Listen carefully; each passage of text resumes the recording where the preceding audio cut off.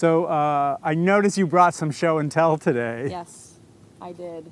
What are we looking at? We're looking at, I don't know specifically the type, but it's chard, Swiss chard. And I have 2 plants in my plot. I'm a member of both EcoAction and Plastic Free SMC, and an honorary member of some other clubs. But Plastic Free SMC has a plot at the garden, at the Organic Learning Garden, and any person can have a plot there. You just have to have, I believe, 5 people sign up with you so that they ensure that you will come back. But I'm sort of the sole proprietor of my plot. You started with 5 and now it's you? Well, it started as a club initiative and then nobody was taking care of it. I was here taking classes last summer. I said, I'll take care of it. And it's sort of just over time became my own. I mean, anyone's allowed to take stuff and people do help me from time to time. Do you have to cook this? Can we eat it raw? Would you like to try some? Sure. Yum. How does that taste? Pretty good. Okay. Tastes healthy? Tastes like, yeah. Oh, a little bitter. Not bad. Not bad though. Grown by you on the SMC campus. Yeah. Can't beat that. I mean, there is a certain quality that's nice knowing that, like, I grew it myself. And I've watered it over several weeks, if not months. Well, I guess that, in a way, comes back to this, that, a meal prepared with love is better than McDonald's driven through on the freeway on-ramp. But do we have lives that have time to prepare meals with love, or can we just swing through the drive-through on the freeway on-ramp to get to the place that we're frantically trying to get to? Well, it's funny because I used to be a really picky eater, and I started getting involved on campus through the Corsair Market, which used to be held over by the garden before it relocated into the cafeteria. But through the garden, I would get all of these different fruits and vegetables per week, and I figured, if I'm getting these things for free, I might as well try to eat them.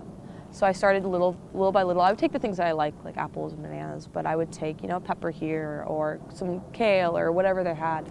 And I just started cooking, and I realized that, I didn't realize, but I started eating better or eating healthier. And I really enjoyed the time that I would spend in the kitchen cooking.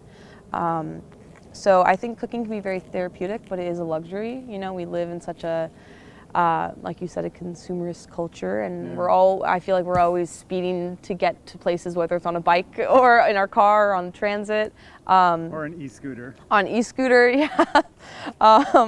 Terrorizing the residents of Santa Monica. Yes. But I think it's important to make time for ourselves in whatever capacity that is. For me, that's cooking. I like baking as well.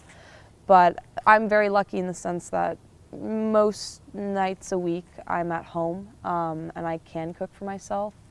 And sometimes I cook for my friends if I have the time to. Like, I'll bring them a meal if I know that they have a test the next day or if they're going through a hard time. I want to ask more about sustainability, but I also want to know a little bit about your new student trustee position. We had elections a little over a month ago, and shortly after you were elected to this new position, some issues came up with California Assembly Bill 302.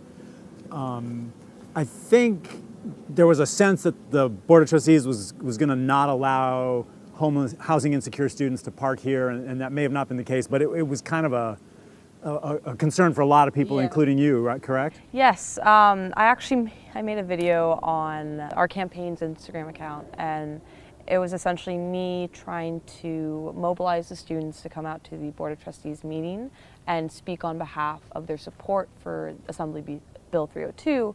It was my understanding at the time that the Board of Trustees were somehow going to, vote it down, or they were opposed to it completely. And I was misinformed about the issue. I haven't made a formal apology yet. I did to the board, but I guess you just I'm sorry. Yeah, I misspoke. A little too passionate about things, and it's a work in progress, because as I assume my position, I have to learn to have some restraint and be able to fact check and make sure that the information that I'm providing the students is as true and honest as possible. So the fact-checking is really important, but losing the passion would be losing everything. Yeah, I want to keep the passion.